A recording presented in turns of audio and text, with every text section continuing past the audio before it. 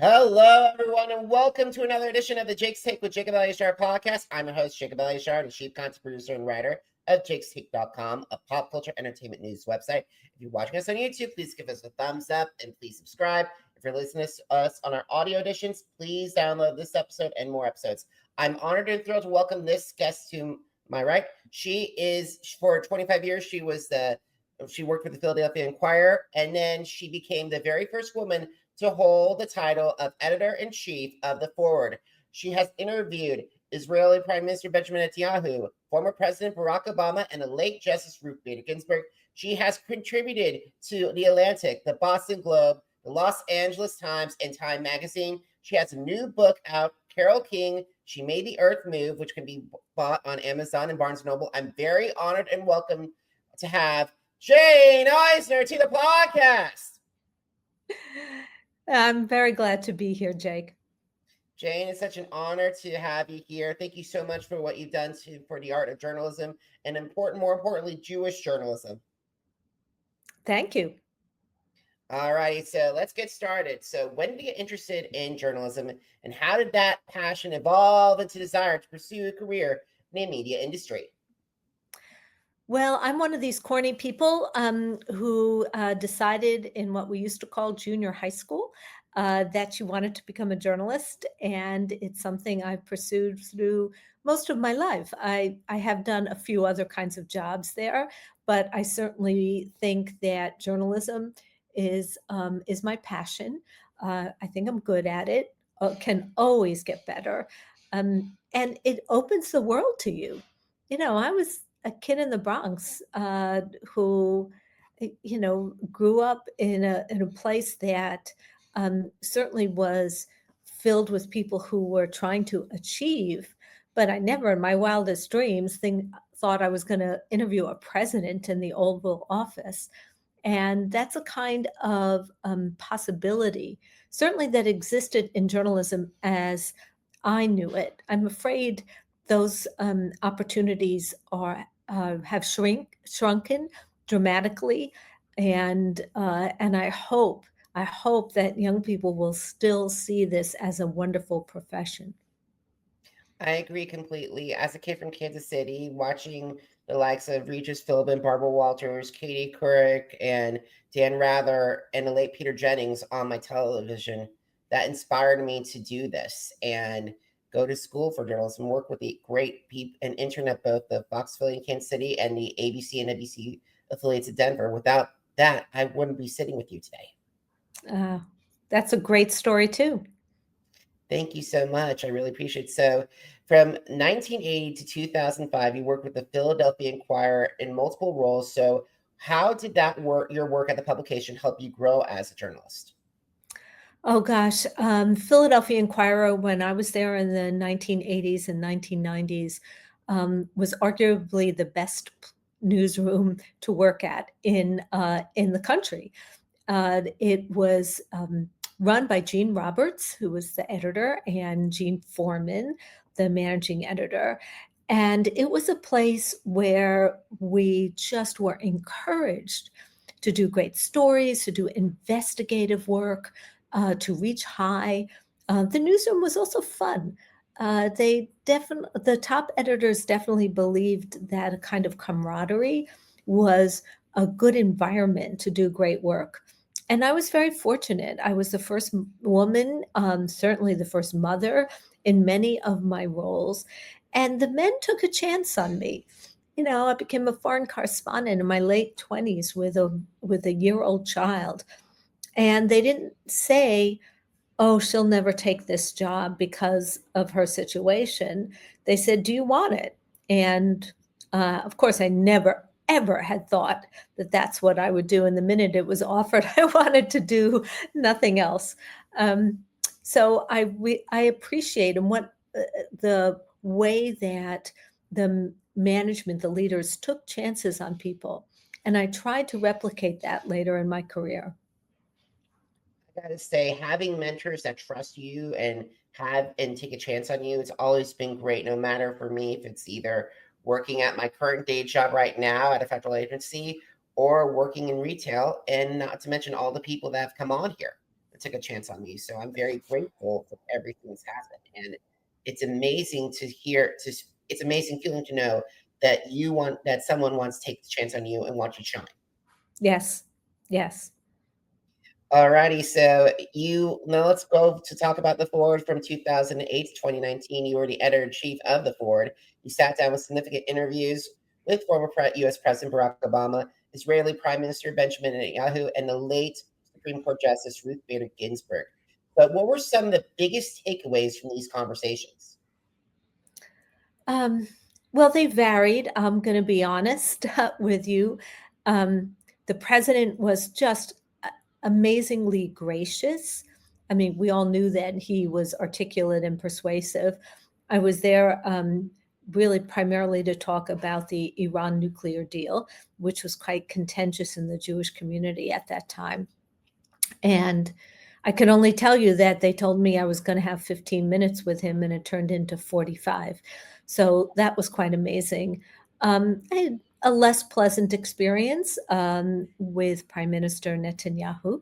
He is not an easy person to interview. I think all the journalists in Israel will tell you that. So yeah, that was not as good. And Justice Ginsburg, wow, that was just such an experience. We did that interview live at a synagogue in Washington, D.C. that fit, I was told, like 1,200, 1,400 people. And it was also streamed. So just to be in front of that many people with someone like her. And what was truly extraordinary, Jake, is that we had these Secret Service people around us. She's tiny, tiny. I mean, I'm tiny and she's tinier. And we walk on stage. I was behind her, of course. And there's this just roar. I mean, I've just never experienced that. It was I don't know, she was so beloved at that time.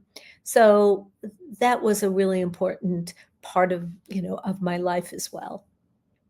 That's amazing to hear that crowd and hear that appreciation. Yes. That is something that she's definitely greatly missed. And I definitely think, in addition to those magnificent blockbuster interviews, during your time at the Forward, the online news outlet became the most influential Jewish news outlet in the country and won numerous regional and national awards. So can you describe how your strategy and the editorial team strategy that propelled the Forward into becoming what it is today? Well, I inherited a newsroom that had been neglected and discouraged. I think it's fair to say that. My predecessor had left almost a year ago, and there really was no leadership. So over time, I rebuilt the newsroom. There were people who left, and that was fine, but that gave me the opportunity to hire new people. And what I was looking for were people who were very good at their craft, but also were willing to try new things, to experiment, who were fearless, because it's tough to work in Jewish media, as I'm sure you know, and to think about having a team, with people who had different strengths, but also some things that weren't so strong and that other people made up for it. And we worked hard to do serious investigative work, taking on a lot of important topics, anti-Semitism, child abuse, things like that. And then also to prepare ourselves for the digital age, which required a whole different way of thinking, producing news, standards of excellence. So it was a fantastic time, and I do feel like I did a lot. And you did a lot of wondering, and the Forward still continues to do this, especially during one of the darkest moments in our history. So as of this recording, we are coming up on the second anniversary of the deadly October 7th attacks. In your humble opinion, how has the Jewish media covered the rise of anti-Zionism and anti-Semitism? And also, how has the mainstream media either hurt or helped cover this thing? Well, I'm going to be really honest. I can't answer your first question because I haven't paid attention to all Jewish media. I certainly daily read Israel websites, American websites, but I'm not as immersed in it as I once was. It's also hard to assess the mainstream media because, again, I'm a subscriber to the New York Times, to the Washington Post, to the Atlantic, but I can't tell you that I know what local and regional papers are doing. Overall, I think the coverage seems to be accurate and fair. It is a very troubling story, not only what happened on October 7th, but what's happened in the last almost 2 years. And sometimes that coverage is really disquieting, really upsetting, but we need to know about it. And it's important for us as human beings, as Jews, and also to be able to develop our own opinions about what's happening with the Gaza war. Absolutely. It's definitely been frustrating, and it's definitely been hard on not just me, but covering, but also getting guests as well. And also trying to make sure that I find a fine line between what to post on social media and what not to post. So it's definitely interesting to learn to have that balance. Yes, I can imagine so. Absolutely. But however, I want to get into a much more happier story because it's your latest book on one of my all-time favorite women, the legendary Carole King. So Carole King, she made the earth move. Why did you decide it was time to write a book on this amazing woman? Well, there hadn't been a full biography of her life ever written. There was a book published nearly 20 years ago that was what we call a group biography about her, Joni Mitchell, and Carly Simon, but it stopped at a certain time. So I thought this was a great moment to do that. Fortunately, Yale University Press and the Jewish Live series agreed with me. And that's how I started researching and writing this book. What were some of the lessons that you learned about Carole King throughout your writing process? Well, the first is that she is a complicated woman. She certainly has enormous achievement, perhaps unique achievement in what she does. But she always also had struggles. She had 4 marriages. None of them ended happily. She kind of, I wouldn't say fled, but she moved to Idaho and lived in very remote communities for years and years. And whether that was an escape from fame or just a desire to get closer to the earth, I think readers can make their own conclusions about that. But the big thing I think I learned was how complex and original her music was.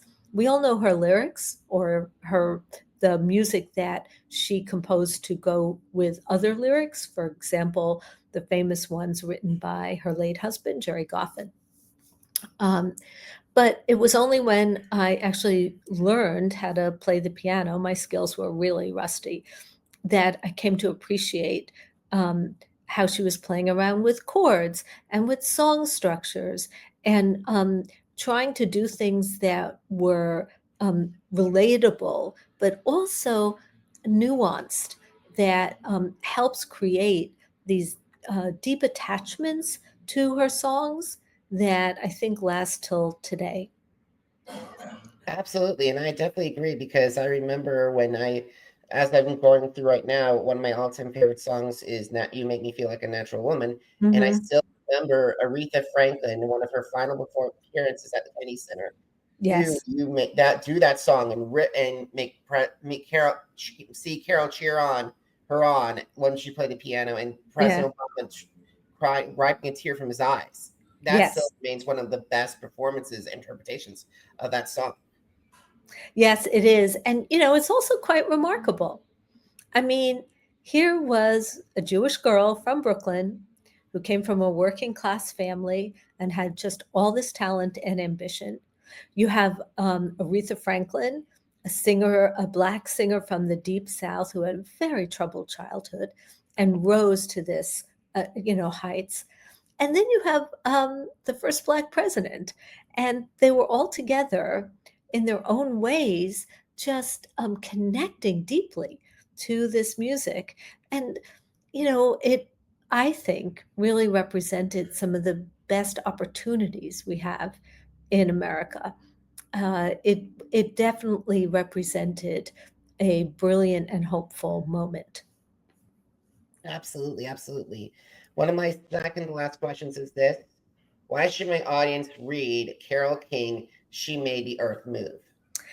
Well, I think I tell a good story, and I tell the story about a brilliant, consequential, complicated, an amazing woman who wrote songs that, as you said, Jake, that we still connect to today, and they've enriched our lives. And I think hers is a Jewish story that shows how Jewish women like her can really not just shape, but really elevate American popular culture. Absolutely. And my final question is this. Where can I find the book? And if you're doing any book talks, where can I find tickets to those talks? And also, if you're on social media, where can my audience connect with you?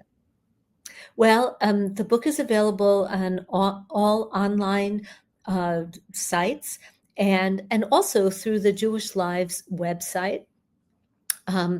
I'm on Facebook a lot and LinkedIn, so you could always reach me there.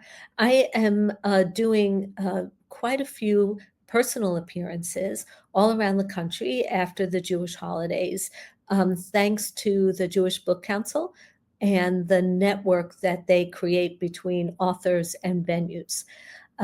So right now there are too many to mention, but I do hope people will come and see me in person and buy the book then. Happy to sign it or get it in any way that seems right for them.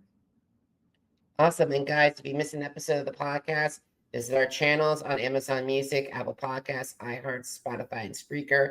Jake's Take with Jacob Elyachar, JOCOB, If you're on social media, I'm on social media too. Facebook, Instagram, Threads, Twitter, and YouTube. Jacob Elyachar, JACOB,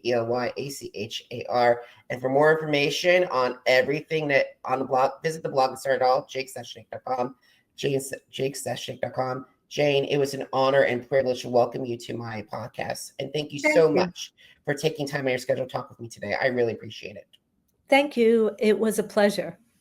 All righty, guys. Thank you so much for watching. Thank you so much for listening. Until next time, have a great one, everybody. Goodbye.